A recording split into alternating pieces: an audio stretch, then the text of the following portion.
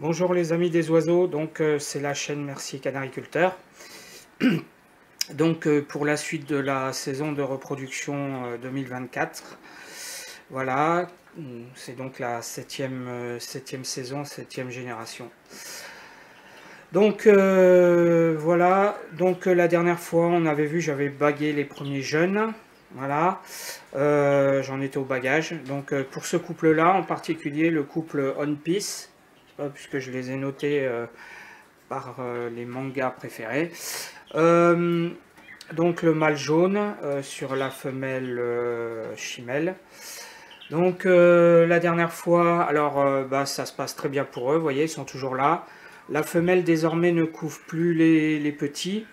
Elle est là, voilà, j'ai mis de l'eau, là ils se baignent beaucoup. Donc la femelle couvre plus. Elle dévore l'os de sèche, par contre les deux là, ils sont sur l'os de sèche toute la journée. Voilà, je leur donne rien de très spécial, toujours la pâtée, l'eau claire, voilà, donc de quoi se baigner, de temps en temps fruits et légumes. Voilà, et puis là, je vais vous montrer donc les petits. Hop, voilà, donc ils ont bien grandi. On va essayer de les faire hop, bouger un petit peu. Voilà, donc ils ont bien grandi, ils ont maintenant... Alors, hop là, bon, ça marche pas. Donc ils ont bien grandi, vous voyez, ils ouvrent les yeux, pas de problème. Voilà, comme ça. Ils ouvrent les yeux, donc ils ont maintenant 10 jours. Oui, c'est ça, 10 jours. 10 ou 11 jours. Oh non, 10 jours. Ils doivent quitter le nid dans 3 jours. Voilà. Alors, ils étaient 4 au départ, et il y en a un, le dernier, qui est mort. Donc, en fait, dans ces cas-là, c'est pas la peine. Alors, j'aurais pu éventuellement le sauver. Alors, d'abord, c'est quelque chose de naturel, hein. C'est-à-dire que dans la nature, il se passe à peu près la même chose. Le dernier œuf, souvent, le jeune meurt ou alors il ne naît pas. Voilà. Mais ça arrive dans toutes les... C'est assez naturel, c'est un phénomène assez naturel. Ça arrive dans toutes les espèces animales. Vous prenez par exemple les chiots, les chats. Le dernier, souvent, il est faible, il est petit et il finit par mourir. Donc les oiseaux n'échappent pas à cette règle. Donc voilà, donc faut pas plus s'affoler que ça. Par contre, j'aurais pu éventuellement le sauver en le prenant et en le nourrissant à la main pour en faire un oiseau apprivoisé. Ça aurait été, j'y ai pensé trop tard. Mais bon, voilà, c'est fait, donc on verra bien. Donc ici, donc voilà, donc ils sont bien nourris, vous voyez, donc ils vont quitter le nid, je disais, dans quelques jours. Alors le nid évidemment est tout crotté. Au départ, surtout le mâle nettoyait bien le nid, vous voyez. Mais là, forcément, il salisse. Alors, c'est pareil. Il faut savoir que dans la nature, il se passe à peu près la même chose. Et les crottes qui descendent là, bon, la cage est régulièrement nettoyée, il n'y a aucun risque, il n'y a pas de peau rouge, j'ai vérifié, je les ai bien nettoyés. Bon, parfois ça descend en dessous, vous voyez, mais en fait c'est un phénomène naturel. Quand vous avez des nids d'hirondelles, vous vous rendez compte qu'en dessous du nid, il y a plein de crottes, c'est normal. Donc voilà, donc il n'y a pas de quoi s'affoler, ils vont quitter le nid dans 3 jours.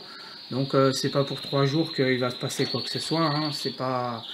Voilà, il faut pas en faire des tonnes parce que voilà, il y a... Alors je vais essayer de le prendre parce qu'il y a des crottes autour.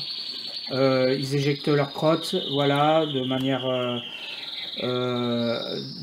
à ce que normalement ça doit tomber hors du nid, mais évidemment ça tombe pas forcément hors du nid. Voilà. Donc que dire de plus? Voilà, donc les choses se passent bien. Le premier, alors ce que je peux dire par contre, c'est 2 choses. La première chose, c'est que, vous voyez, dans l'élevage, il faut pas se... les premières conclusions qu'on peut en tirer, c'est l'année dernière, si vous regardez mes vidéos de l'année dernière sur mon site, vous verrez que l'année dernière, c'était catastrophe. J'avais des naissances, mais ils mouraient tous à 8 jours. Donc vous voyez comme quoi, cette année, c'est un succès. Là, je suis déjà à C3, je vais vous montrer les autres. Donc en fait, c'est pas parce qu'une année c'est une catastrophe que les autres années ça va être pareil. Vous voyez, la leçon c'est que si vous faites de l'élevage et qu'une année vous avez des déceptions, le mieux c'est de comprendre ce qui s'est passé et d'ensuite le corriger. Et vous voyez, vous regarderez mes vidéos de l'année dernière et vous verrez, cette année c'est vraiment un succès. Donc, quoi dire d'autre? Donc là, ils vont quitter... oui, autre chose aussi, je voulais dire. Vous voyez, les Canaries peuvent parfaitement se reproduire au mois de janvier. Pourquoi? Parce que, comme je l'ai dit précédemment, le canari, c'est un oiseau des îles Canaries. Donc, c'est très au sud de l'Europe, c'est au large du Maroc. Et à ce titre, les Canaries, c'est pas des oiseaux d'Europe du Nord. Donc, si vous voulez les faire reproduire le 20 mars, parce qu'il y a marqué printemps sur le calendrier, c'est juste une question voilà, de pratique ou de souhait personnel, mais c'est en aucun cas une nécessité. Voilà, les oiseaux, ce ne sont pas des oiseaux strictement d'Europe du Nord. Voilà ce que je voulais dire. En revanche, bon, vous regarderez mes vidéos sur les indigènes. Là, par contre, les indigènes, c'est vraiment des oiseaux français. Et là, pour le coup, effectivement, enfin, vous verrez ça dans une autre, je vous montrerai ça dans une autre vidéo. Effectivement, on est un peu obligé de... Enfin, les oiseaux nous obligent à respecter le calendrier.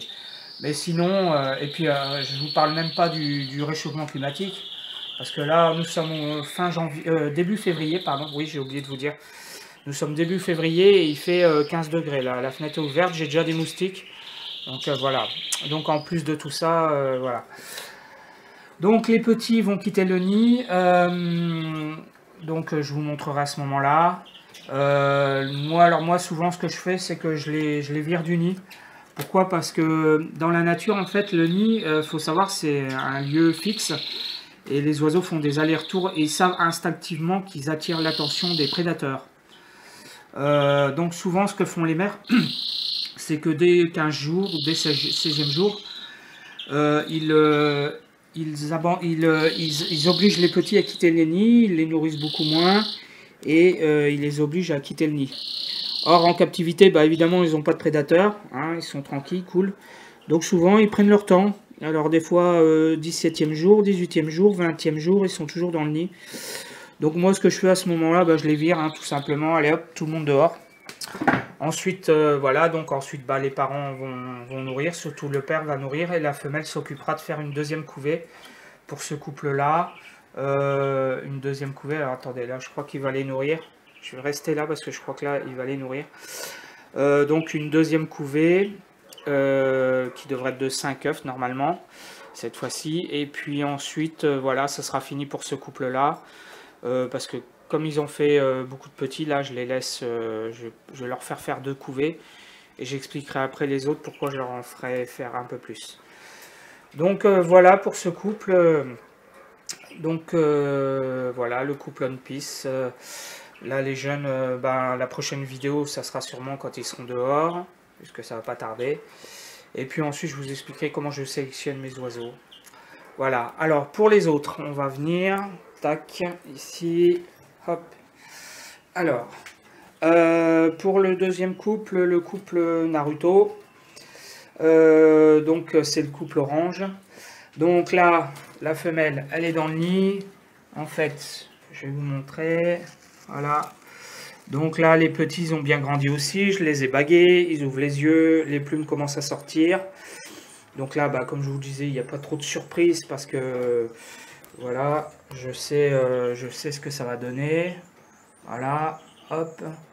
Voilà, donc ça va donner des oranges huppés et des oranges non huppés. Donc orange huppé mâle et ceux qui ne seront pas huppés seront des femelles.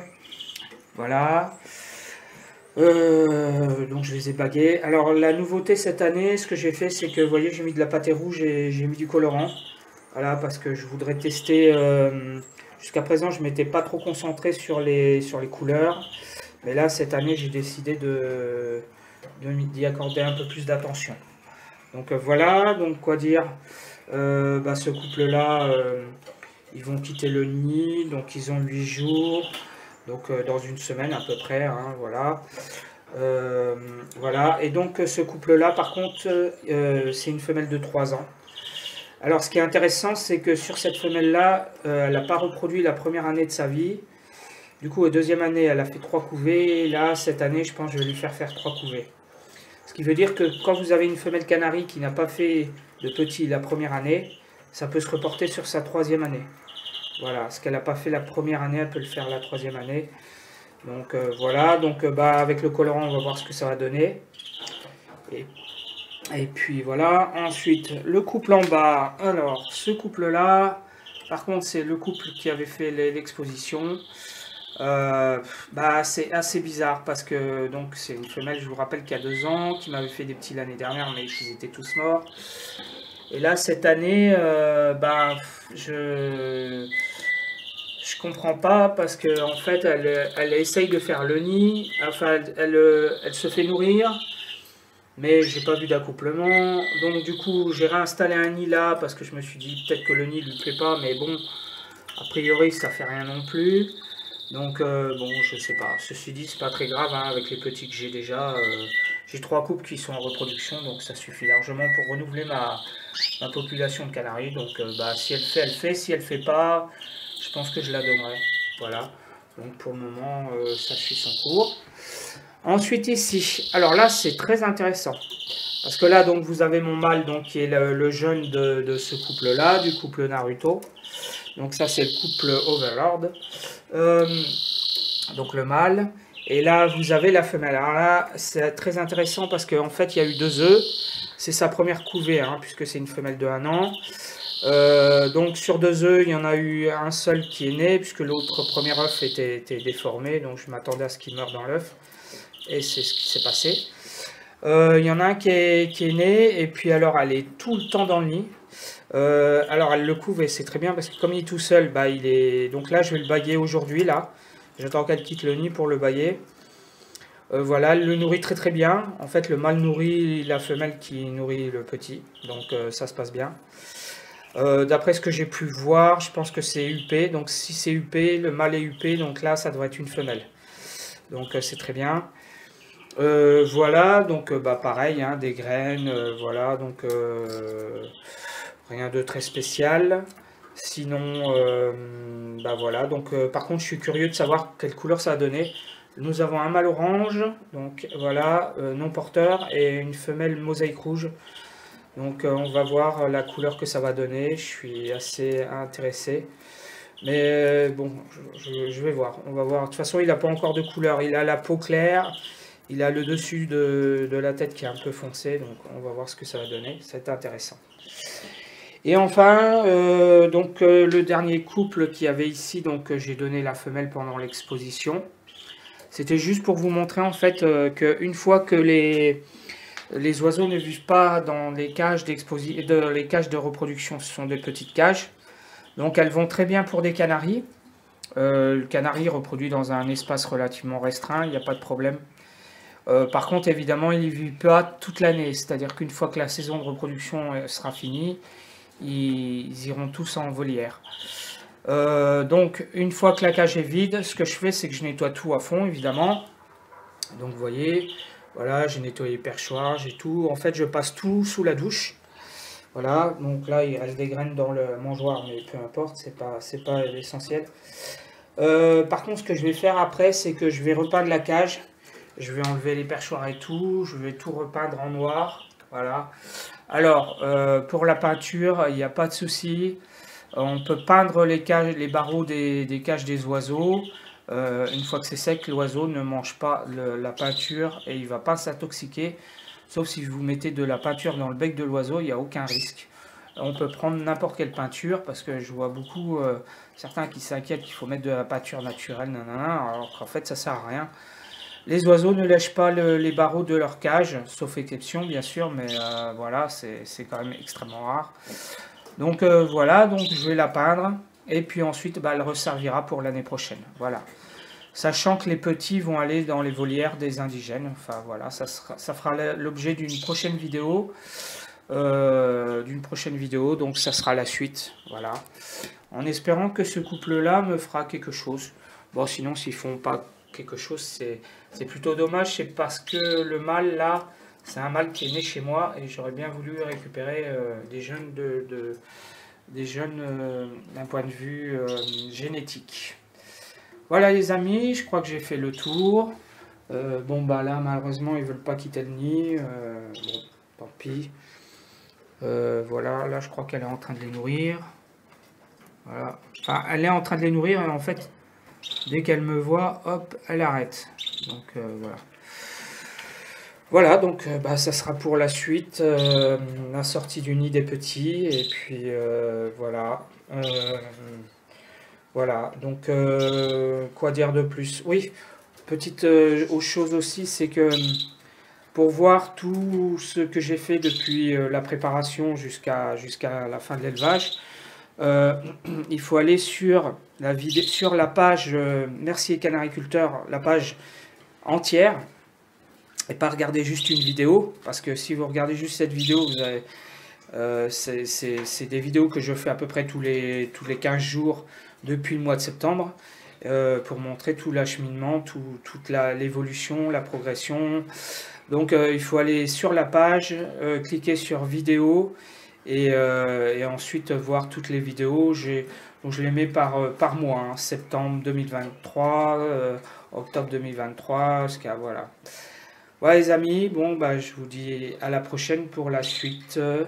Alors ce que j'ai oublié de vous dire, oui aussi sur celui-là, ici là ce couple-là, comme il m'a fait qu'un seul petit, eux je leur ferai faire 3 couvées. Voilà, 3 couvées pour cela.